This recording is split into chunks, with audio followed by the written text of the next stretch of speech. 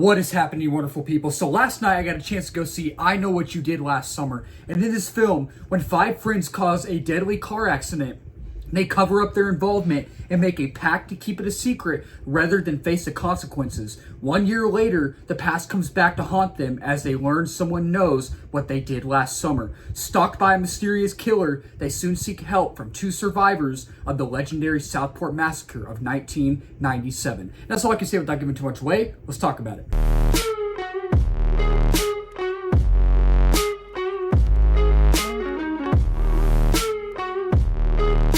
So when it comes to I Know What You Did Last Summer and the I Know What You Did Last Summer franchise, I am not necessarily a fan of this franchise. I actually just watched the original for the first time a couple of months ago, and it was fine. It was okay. It's just a regular, generic, familiar slasher film, but I know it was good for the 90s. I know a lot of people grew up with that film, but I am more of a Scream fan. I love the Scream franchise, but with this film, I have not seen I Still Know What You Did Last Summer. I never saw the third one, which I hear is an abomination on earth. I have no desire to watch it, but when it comes to this one, I had no expectations for it. I didn't. I watched the trailers that they released, and I was like, it does not look that great. It does not look that great. The marketing as a whole has not been great. That's a big red flag, and you know when they do that, they have no faith in this film. And so now after having seen the film, I liked it more than I thought I would, but it's still a very frustrating film. So starting off with my positives, I like to talk about my positives first, and I'll talk about my negatives, because while I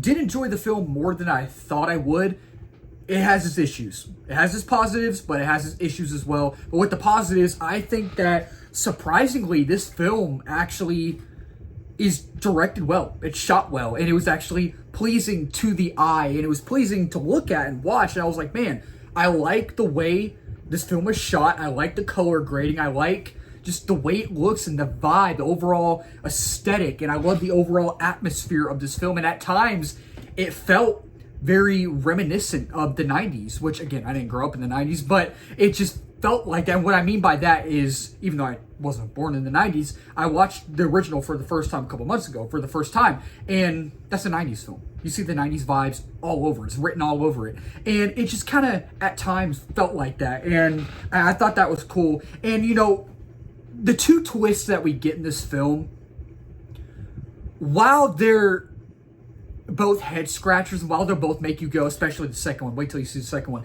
they'll both make you go, why are we going down that route? Why couldn't you chose someone else? Like, what? That doesn't make any sense at all, but okay. The twist actually worked. Like, I know they were like very random. They were out of left field. Not the first one, but the second one. They both worked because in a sense that I didn't see both of these people coming. I didn't see them being the killers. I didn't see them being the killers in the film, and it just was out of left field, and I was like, oh, okay, that kind of worked. That kind of worked a little bit. And it's just, I honestly think that it is better than the original. I think it's way better than the original. I think it has that modern touch. And I feel like that's why it's better than the original, because again, I'm not the biggest fan of the original. I'm not. It's not horrible, but it's just not my cup of tea, you know? And it's just, it's better than I thought it would be, and it's just, again, I love the atmosphere and the aesthetic, the overall atmosphere and aesthetic, and I thought it was shot well. I thought it was directed well. And it's just underneath it all, it's really about, you know, trauma and grief. It's about grief, but it's mainly about trauma, especially with a certain character in Jennifer Love Hewitt as Julie. She's back in this film, and while the script doesn't give her much to do, she's kind of just there, but you see the underlying effects of the trauma from 1997 with her character, and I really like how they played on that a little bit in the film. I thought that was cool, and it's surprisingly funny at times. You know what you're going to get with horror films. You know they want to add the humor to lighten the mood, and some of the humor actually landed. Not all of it landed, but most of it landed for the most part. And again, it's just, I really think the twist worked, and it's actually legit suspenseful, and it's legit thrilling at times. Like, you actually feel the suspense, you actually feel the thrills, and I love the score. I thought the score was actually pretty good in this film. I thought it was elegant, and the sound design, I don't think I saw it in Dolby. I didn't see it in Dolby. I don't even know if they're releasing it in Dolby. I think they are, but the sound design is cool. I like the sound design, and you know, overall, while I did enjoy the film, still has its issues. So while I did enjoy the film, I really do think that at the same time, it's a very frustrating film.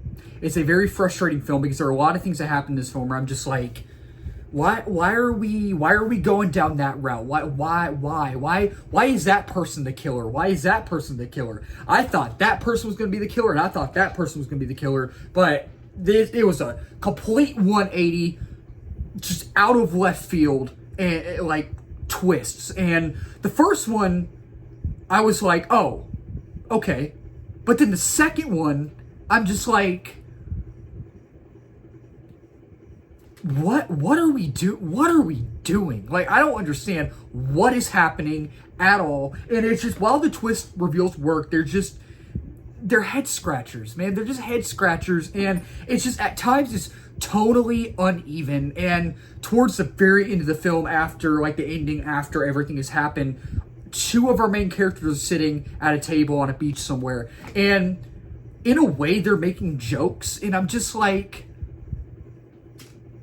y'all literally just went through all of this. Y'all just went through all of this crap. And y'all are making, like, I get to lighten the mood. I get to get it off your mind, right? But y'all are literally just, what? It just didn't make sense. And it's just a script with Jennifer Love Hewitt returning as Julie. The script doesn't give her anything to do. She has no reason to be in this film. If you take her character out, the movie doesn't change. If you take her out, the plot doesn't change. And I understand, okay. I'm not going to say who it is, obviously, because it's a spoiler-free review, not a spoiler review. But, and this isn't really giving anything away, but Jennifer Love Hewitt, Jolie, she is the character that unveils who the second person is. And I guess that's why why she had to be in the film. I get that. But besides that, any other character could have done that. Any other character.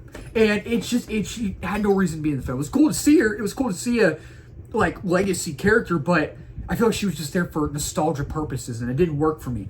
And it's the same familiar tropes and cliches you've seen before thrown in the mix. And it's just, again, man, there are things that work in this film, but at the same time, there are things that don't work in this film. And when it works, but when it doesn't work, it doesn't work. And it's just very, very frustrating. And I know it's kind of probably confusing to say that I like the twist, but at the same time, they were frustrating. And what I mean by that is that it's just, the second one is just, it's a head scratcher, man. It just doesn't make any sense. And I'm like, you could have picked anybody else in this film to be that character, the killer. You could have chose this character to be that killer, that character to be that killer, and that character to be that killer. But it just doesn't make any logical sense. I mean, when you see the movie, maybe it does, but it's just, I enjoyed it overall more than I thought I would, but at the same time, it just has its issues. So yeah, overall, with I Know What You Did Last Summer, I had no expectations, but I ended up, besides its issues, actually enjoying it for the most part. So with the positives and negatives, this film will end up being on my most surprising films of 2025 because I had no expectations. But with I Know What You Did Last Summer, I am going to give this film a 3.5 out of 5 stars. It has its issues, it has its positives. There are things that work, there are things that don't work, but I enjoyed it. So also, with I Know What You Did Last Summer, I'm going to say dedicate your time. I'll say dedicate your time. It's a typical slasher film. It's a slasher film you've seen before, but there are things that actually work in this film. There's a lot of things that work. So that'll wrap up this video. Thank y'all so much for watching. If you're new to the channel, please don't forget to subscribe, like, comment, share this video. We just hit 1K a couple weeks ago. Next big milestone is 2K, reaching that quickly, and 3K is the next one to be on that as well. And if you're new as well, I do movie reviews, TV show reviews, trailer reactions, movie live streams, movie news, movie rankings, all that wonderful movie stuff under the movie umbrella. And let's talk about it down below in the comments. Did y'all like I Know What You Did Last Summer? Did y'all not like it? Have y'all seen the original? If y'all have, do y'all like this one more? Do y'all like the original more? Keep talking movies, wonderful people. Cheers.